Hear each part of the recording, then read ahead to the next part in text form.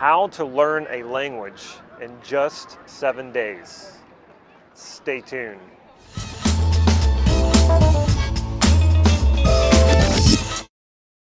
This is Damon Cart from NLP Gym, and I'm super excited. I finally got Dr. Matt to sit down with me and do this interview. The reason why I'm so excited is we just wrapped a week-long training in San Diego, California, and Dr. Matt and I have been having these amazing conversations. They were so good and so mind-blowing. I just thought, I have to get this down on video. I have to get this onto my YouTube channel. And so I finally grabbed him and said, let's do this. Dr. Matt has done a lot of NLP training, but he's done a lot more training in many other areas, which he calls interdisciplinary types of tools and skills. And he has an amazing background and credentials. So I'm going to go ahead and leave it to you to say what your background is, because I tend to forget it. It's a pretty long resume. So welcome, Dr. Matt. Thank you very much. Before I start and give you a warm welcome to your channel, right, and present myself, he didn't really grab me to be here. I wanted to come here just to make things clear, right? So, I'm a PhD economist, and I've got master's degrees in psychology and law. I lectured in 7 languages in many different countries, and I've written 13 books on personal and professional developments. I do have interdisciplinary attitude and approach when it comes to learning things, because I believe that once you learn only one thing and only one model or tool, you become an extremist and you become a slave of the tool. Someone who has a hammer can only nail nails, but someone who has many tools, then they become really intelligent generalists or erudite. And this is whom I've been trying to become by learning new things and creating scientifically proven to work and pragmatic models which can help us in professional and personal life. Okay, that sounded like a little bit of personal branding, which we're going to get into a little bit later. Before we do that, one of the first conversations I had with Dr. Matt, he told me he teaches people how to learn a language in 7 days. Now, this is something that has fascinated me ever since we had that conversation, because I've been wanting to learn various languages and I've tried and have not succeeded at it. And when he said he could teach me a language in 7 days, immediately I was hooked. Not just because of the personal satisfaction of being able to do that and because I love to travel, but also because of the business doors that would open if I knew other languages. So please tell me more, and tell this audience more about learning a language in 7 days, and how is that even possible? Right, firstly, if you don't think it's possible, then we should do it in 5 days, right? Just to set things straight and make you realize that once you have certain soft skills qualities, your openness and eagerness and motivation, and real practical context where you can use the language, not to just learn it for the sake of learning, but really use it later on at home or in your job, then you will be motivated and then it's going to be successful, right? It's finally all comes down to strategies. If you know how to do this, then you can simply replicate certain behaviors and certain styles of learning to be successful.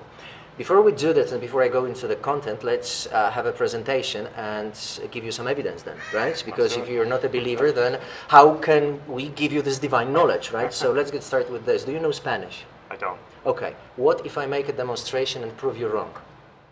Well, let's see, right? It's live, then people will see it, right? Because I've always come from the background where if we don't see it, if we don't feel it, then it's not true, right? So let's make it realistic. I will speak Spanish, and you said you don't understand Spanish, right? And you speak Spanish, so let's give it a try. Eso es un momento interesante. En este momento, el profesor de idiomas, Dr. Mateusz, se comunica con Damon, un estudiante, persona inteligente, relativamente atractiva. Y oficialmente, eso es una reacción positiva, emociones positivas. Él tiene mucho entusiasmo y reacciona de manera interesante y simpática. Oficialmente, señor, tú no te comunicas en español. Oficialmente, en teoría. Pero en práctica, esta demostración es una evidencia grande y enorme y efectiva que español, y especialmente gramática de español, no es problemática, no es complicada, y que efectos espectaculares y fantásticos son accesibles para ti, para mí y para todos americanos y nuestro público en tu canal de YouTube. Interesante la demostración. Sí. There you go! So we have revolution, ladies and gentlemen. Suddenly Damon, right, starts speaking Spanish. Well, here's the first trick. You understood what? 80-90% of it? Perhaps, it's hard to say, but yeah, I mean, it was definitely, like, I got it pretty quickly. What you were doing is that you're making it relevant, and I'm drawing Relevante. Relevant. and you're drawing on what's happening in the moment and what's going on, and the hand gestures and all the other communication tools that are nonverbal. And the content of the communication. I used sub-language that is called cognate language. Because if you think about learning Spanish, probably you think, I'm going to learn a foreign language. No, it's not foreign at all. It's the same linguistic family, familia linguistica. So by using cognates, which are very similar words, palabras similares, o vocabulario similar, I'm basically stimulating you to realize consciously, without repetition, that you understand without problemas my comunicación. So as you can observar en este momento, I am jumping, saltar from one lingua, from one idioma to another, so that you stop hacer diferencias between English and Español, and you pretty much get fluidez, and you become rapids and you understand what I'm doing, because you have orientación that estructuras de gramática son similares. So as you can see, you're getting this reacción positiva, right?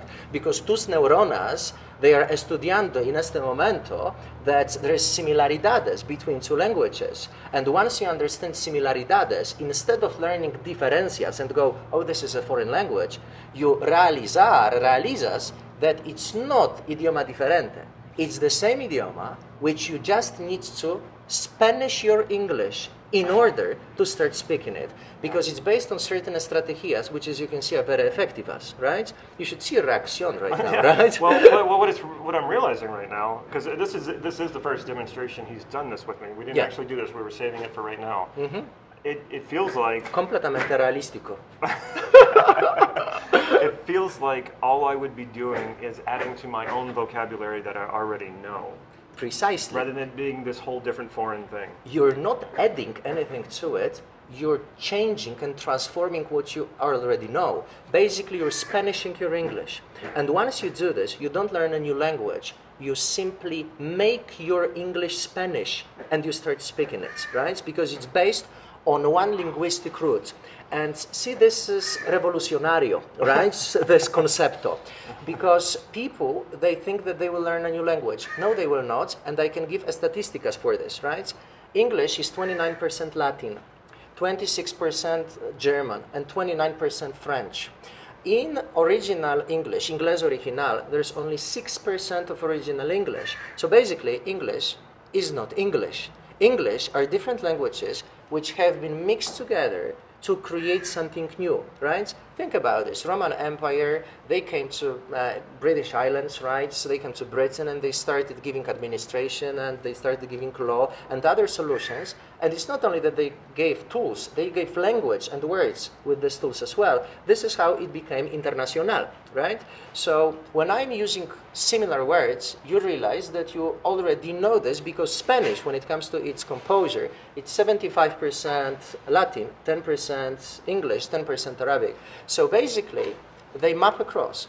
And now you realize that it's not a new language, it's something you already know. But you have to understand that you don't learn by repetition, which is sort of in boring, but you realize how it works. Of course, you make mistakes, but see, the point is, and this is the third strategy, is that people don't understand that mistakes are not important. Let's make a use of this example. Imagine that there's a tourist, American tourist, who goes to Baja California, to Mexico, right? And if this is a guy, he sees a beautiful girl, right? So this is a girl, she's a very handsome man. Do you really think they will say, well, I'd like to come up to this person, but what if they don't speak correct grammar of English, right? I mean, people just don't really need this in everyday regular conversations. So we put so much effort on our self-esteem, which I call linguistic self-esteem, that we have to speak without mistakes.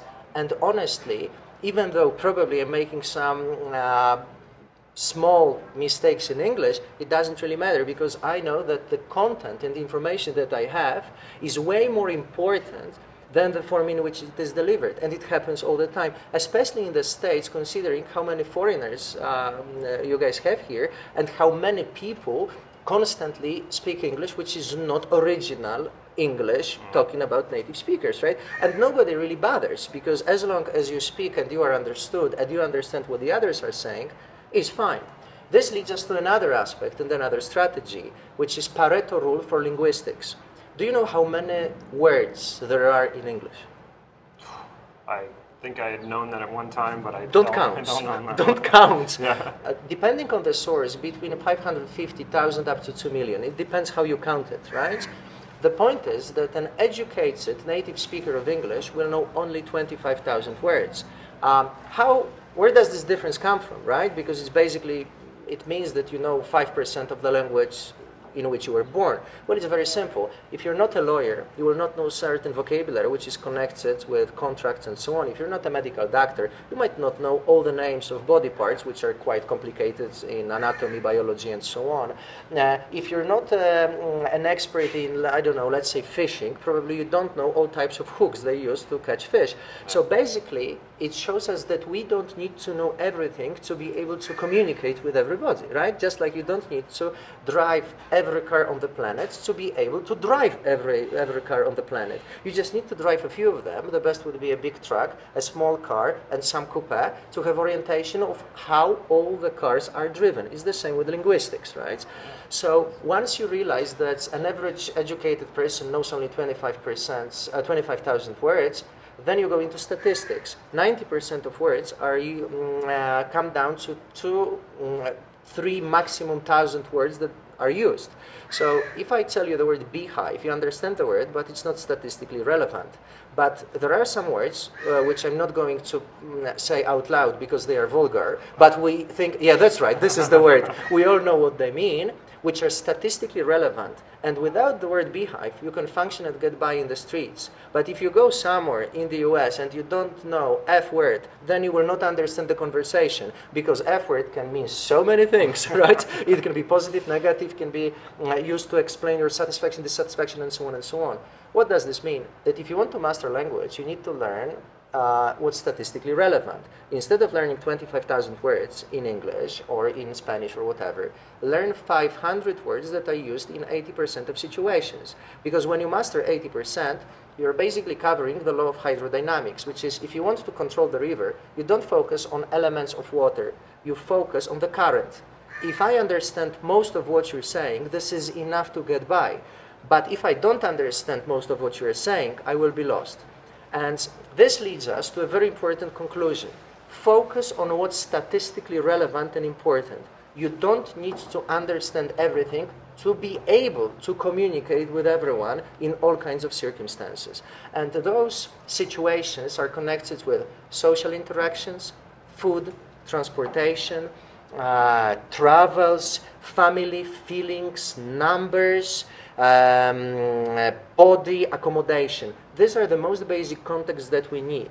So already this is a revolutionary approach because if you think about learning a language which they normally use at school, they give you things to read which have no practical implementation, right?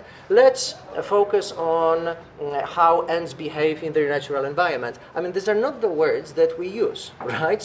When I come as a tourist to some place, I am not really interested in things like, for instance, complicated aspects of politics. People don't talk about this, but they want to know how much the product costs, what the name of the person is, how they feel, and so on and so on. So it leads to another very important aspect, optimization, not maximalization. Maximalization means that, say I have a car and it can go as fast as, I don't know, let's say 150 miles per hour, right? It's the maximum. It would mean that each time I drive a car here, I would have to do 150 miles, but it's very dangerous. Instead of being maximal, I go optimal, which means I drive whatever is necessary in the conditions given, in any circumstances. Sometimes I drive 5 miles per hour, sometimes I can do 70 miles per hour, right? So the same happens to linguistics. You only learn what is necessary. You never learn more than that. So if your Spanish needs, say we focus on Spanish, is to be a tourist in Baja California, you don't learn political vocabulary because it's not necessary.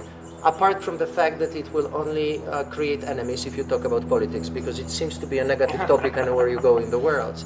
Yeah. If you are doing business, learn this type of vocabulary, but don't focus on other aspects. This way, language, instead of being an objective, becomes a tool to achieve some other objectives. Never learn Spanish just to learn Spanish, because your brain will forget it if you don't practice it. Learn it to communicate, because it's a tool. It's not something you do for doing it, for its own sake. You do it because you need it later on in your life, right? So once you've got this, you start thinking, okay, and how am I supposed to remember the words? Firstly, if you use the cognate method, you don't really remember them, you just realize that they exist because it's realization when it's realización. That's one aspect.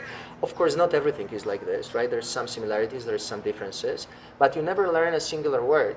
You learn the whole structure.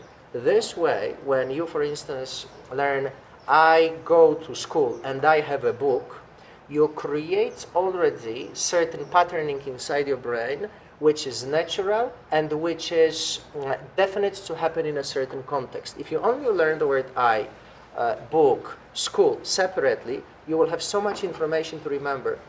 But it's so much easier to learn full phrases because phrases contain grammar, which is another very important aspect. Never learn grammar separately. There's no child who learns grammar and when they start speaking, they learn it and acquire it naturally. My daughter, when she was only 4 years old, she already spoke fluent Spanish, fluent Polish and English, and trust me, she had no idea what a verb was. Absolutely no idea. Because it's unnecessary unless you start moving to a meta level of linguistics, which means you describe linguistically the structure of the language. Otherwise, it's not necessary. So the method that I've used, firstly for my own sake, because I needed it to travel and to communicate and to do business.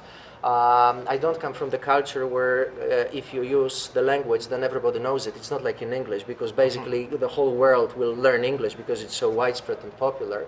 So I had my motivación to learn it because I had the needs. Then I noticed that people really don't need very complex words, and they don't need grammar, and also they don't really care if I make mistakes or not, as long as they understand me, if the content of the information is relevant, right? It's so true, because I mean, you think about, I've spoken to so many foreigners who are struggling, to communicate in English, and it's amazing how little English they actually have to tell me, right, for me to understand what they're talking about. Correct. And what you were saying about self-esteem, that is so true. I mean, I know it from personal experience where I felt like, I'm in France, and I just know I'm going to mangle these French words, and so I feel bad about it, but then I finally go and use them, and the person's never offended, and I know they're not thinking, wow, what that stupid guy. And this is also very, very important, because you said, I know I'm not going to say it right. See, this is making a very typical mistake for learning a language when we're out of schools. At school, you learn to be correct, because you will be examined. In life, you never learn to be correct. The objective, Damon, is not to speak correctly. The objective is to understand and be understood. It's a completely different game. It's real. That's so true. It is. It is. So this is the kind of conversations we've been having all week. Right, right. So you wanted to contaminate your viewers with our ideas. Yeah, because it's useful. I mean, you guys live in such a multicultural reality, and you've got Spanish is super popular here, and it will be, right? California. Because of course, especially, right? And this language for you is for free. I mean, if you wanted to do Chinese, which I would never do in a week, right? Because there's no similarities, it's different linguistic family. Right. If you want to do Spanish, for you it's basically for free, right? It's gratuito, gratis, as they would say, because you simply need to know how to do it, right? And because people never really learned how to learn. So they were given certain strategies, which maybe 50 years ago were effective, but nowadays we have such technological innovation in Silicon Valley, so why shouldn't we have technological innovations when it comes to thinking and learning, right? You're speaking my language. There you go, right? We're in California finally, right? Yeah. Another very important aspect is the process, how you learn. You should listen and repeat and read and repeat, right? Again, here comes the difference. Sometimes people only listen and they never repeat. This way, you will get to the point. It's very popular. A person says, I understand everything they're saying, but they cannot speak it. Well, obviously, because they practiced. It's like someone goes to a fitness club and they are too lazy to practice their legs, so they only practice upper body, and later they look like a spider, you know. They sort of move on their legs, right? And the upper body is big. You have to speak it constantly, right? And obviously, when we have that fear of rejection, I'm not going to say it right, then we are afraid to speak, and we call it, I am blocked to speak. No, the person is not blocked. They are thinking from the structural point of view what to say. The point is that right now when we're communicating, I am not thinking what I'm going to say. Why am I not thinking? Because it's automatic. Language in 80% of cases should be automatic. Coming back to the structures. You learn a structure, the whole phrase, and you use it in a certain context. Why should you structure your learning? Because when you go to a hotel as a tourist, right? How many options do you have when you come to the reception, right? You say, good morning, good afternoon, hello, and they say, hello, how can I help you? They don't go, hello, what do you think about contamination of air in Cambodia, right? They don't do this, right? They will say, do you have a reservation? And then you say yes or no, then you say, and so on, the conversation continues. There's only this number of possibilities inside a certain given context. So if you learn these structures, right, which I deliver always on my seminars, ready to use structures which are statistically relevant, and I know statistically that there's high probability that it will appear, you basically go to a hotel being equipped with things that you know that will appear there, right? This gives you safety, and it makes your language automatic. What does this mean in practice? That you will never have any sort of blocking on the inside. Why? Because you're not thinking. You're just using the structure. It's like ping pong. You know what to say. You know what you can expect. That makes so much sense, because that's what I teach my students when it comes to NLP. Right. I teach them, you need to put this into a context. You need to think about everything you're learning in NLP and drop it into a context. If you don't do that, well, there's no glue to stick that together. Of course. So I love this, because you're taking you're pre-thinking what context is this going to be useful, what words are going to come up, statistically what is going to appear. Then you practice that. I mean, it's mathematics. It's linguistics is mathematics. It gives you safety. You know what's going to happen. You know how people will behave. Obviously, that. When you're inside a social interaction, you can always say, I don't know what the other person is going to respond. Yes, you do. If you ask a question, what's your name, then the other person is not going to say green. They will say their name, right? Yeah. Because, so it is, you don't have to make everything automatic, then you would become a robot, right? Without being a human being. But if you make 60% automatic, then you're ahead of the game. And obviously, you don't need to understand everything. If you understand everything, you're the smartest person in the room and you should leave, right? The best learning curve, the highest top learning curve, it's peaking when it's between 40 and 60% of understanding. If you understand 80% of it, it's getting too easy. If you understand 100%, it means that you're not stimulating yourself whatsoever. So not understanding anything, like, you know, someone speaks Mandarin Chinese or even Cantonese, and understanding everything, you understand 100%, you're not stimulating your brain. When you learn, you should be between 40 and 60%. This is enough to communicate, this is enough to understand and to be understood, and still you stimulate your brain to pick up new words. When I gets to the point, and I lecture it in 7 languages, and this is not a 3-day kind of language, because I can learn the basics in 3 days just to get by as a tourist. We're talking seminars live in different languages, right? I, for instance, did one in Brazil after 40 hours of learning, right? So, yeah, see, people go, wow, but I go, thank you very much for the wow effect. I've got science behind it. Spanish and Portuguese come from one linguistic family, so it's basically the same language for me. I just change the terminations, right, and the endings, prefix and suffix, and I know how to speak it. So the first time I went to São Paulo, I go, making grammatical mistakes, something like, my name be Dr. Matt, I can speaking Portuguese. And they go, you, no worry, Brazil loves you, and so on, right? So people really, when you are optimistic and you don't think about yourself and your mistakes, because finally it's very egocentric, you are thinking about your mistakes. I don't care about your mistakes, but I care that you talk to me, because then I don't have to think. When you start speaking, people naturally will correct you. So when I get to the point that I understand and I am understood, I leave the language as it is and simply immerse myself in the environment, which is the last final suggestion for all our viewers. You need to have something that is called a gyroscopic effect. When you're riding a bicycle, you cannot ride too slow because you're going to fall down.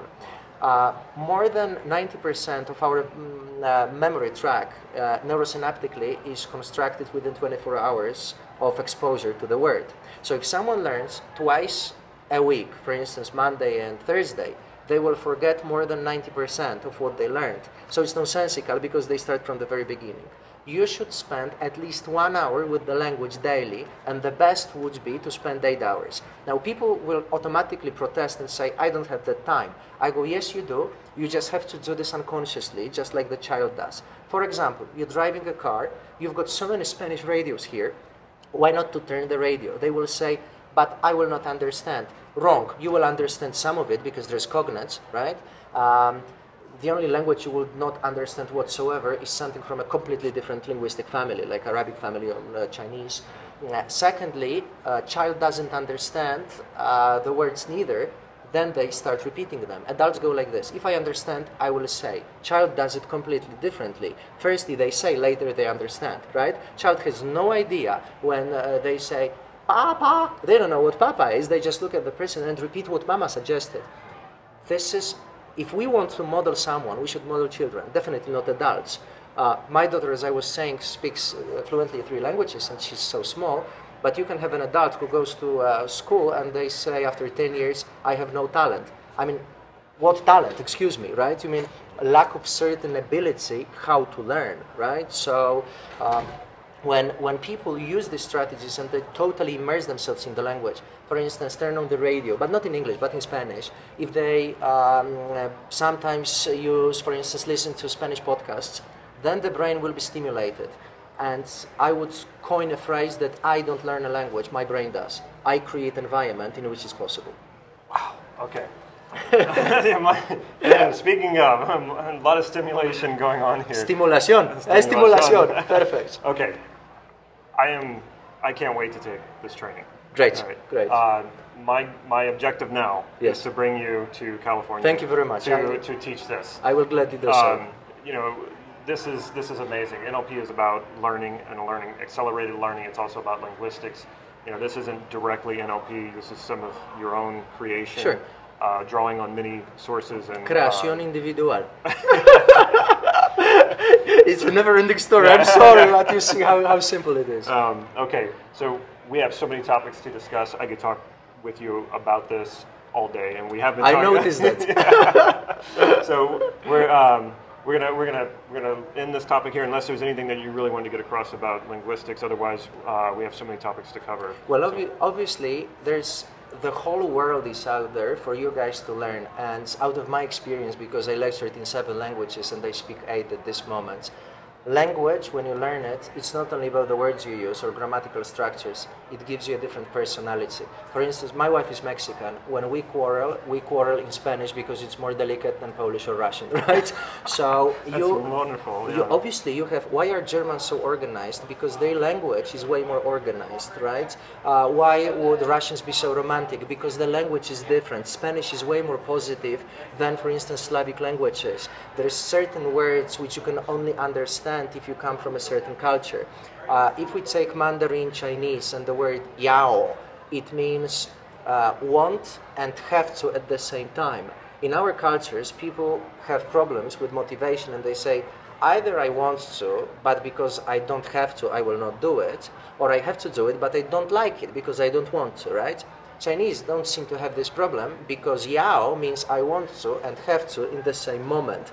So see, in every language you will get different kind of stimulation also on neurological level. French is very rich when it comes to olfactory predicates, we would say in LNP, on gustatory predicates. I mean, these guys are basically responsible for bringing the world so many variations of cheese, wine, and so on, which is olfactory and gustatory. So you learn a language and you become more clever. And it's been scientifically proven, and this is where my research comes in, and not only mine, but it's been proven that people who are polyglots are more intelligent and they make more money, so it pays off. You mentioned something that people who know the language, like Spanish in California, they can sometimes double their income. There you go, right? So there's benefits to it, right? Absolutely. So knowing a language, Yeah, and it brings up the question, because they often talk about how geniuses can easily learn multiple languages.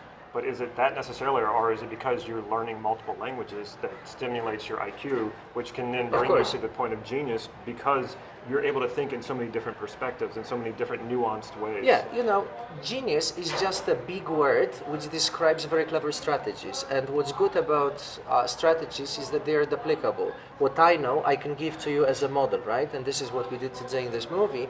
I presented how I understand the language and what makes it successful, right? And by the way I learned it was I was in Cuba as a tourist, and I noticed, being very surprised, that even though I officially didn't speak Spanish, just like you, when we started with the demonstration, I understood 50% of it. And I said, there's something wrong with my thinking, because how come I understand it?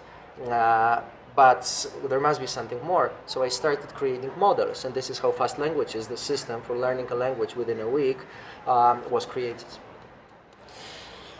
Oh man, this is good stuff. This is such good stuff. All right, so let's lay this one to rest. We got so much more to talk about, so stay tuned. I hope you enjoyed that stimulating and fascinating conversation about how to learn a language in just 7 days. If you like this video, please click like right down here. And if you would like to learn this, if you'd like to learn a language in 7 days and learn the technology and the science of learning a language in just 7 days, please feel free to leave a comment down below. Also, if you have any questions or other comments, please leave them down below. I will follow up with you. Check out my website, nlp-gym.com. There you'll find some free NLP training on sensory acuity. You just put your email address in and it'll get emailed to you daily for 30 days. And of course, as I've already mentioned, subscribe to this YouTube channel so you can get these videos on a regular basis. Take care.